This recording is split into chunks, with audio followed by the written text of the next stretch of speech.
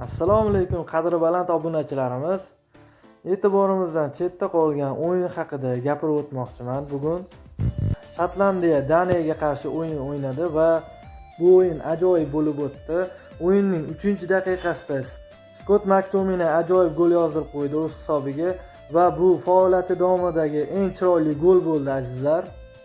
Birinchi taym boshqa gol ko'rmadik do'stlar. Ikkinchi bo'limning 56-daqiqasida daniyaliklar penalti ishlab olishdi va bu penaltini Rasmus Højlund gol urdi. O'yinning 60-minutida daniyaliklarga qizil kartochka ko'rsatdi hakam va o'yinning 77-minutida shotlandiyaliklar uglovoydan uzatma amalga oshirib o'z hisobiga ikkinchi golni yozdirib qo'yishdi. O'yinning 81-minutida daniyaliklar kichik kambek amalga oshirishdi va o'yinni 2-2 hisobga olib kelishdi.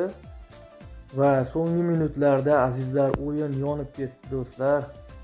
Asosiy o'yinga 6 daqiqa qo'shib berildi va o'yinning 90+2-daqiqasida shotlandiyaliklar ajoyib zarbasi bilan o'yinni 3-2 ko'rinishiga olib kelishdi. O'yinning so'nggi soniyalarida 90+7-minutda shotlandiyaliklar sentrdan zarba yo'llab o'yinni 4-2 hisobiga olib kelishdi. Daniyani sharmandali tarzda mag'lub etdi Shotlandiya va bu g'alabasidan keyin Shotlandiya jahon chempionatiga yo'llanmani qabul qilib oldi do'stlar. Yana bir ma'lumot. Manchester United qanday qilib bu o'yinchini qo'yib yubordi do'stlar? Scott McTominay top darajadagi o'yinni ko'rsatyapti hozir. Napolida ham asosiy figuraga aylangan. Deyarli Napolida ham hal qiluvchi gollarni uryapti. Scott McTominay Bellingham rejimini yoqib oldi do'stlar.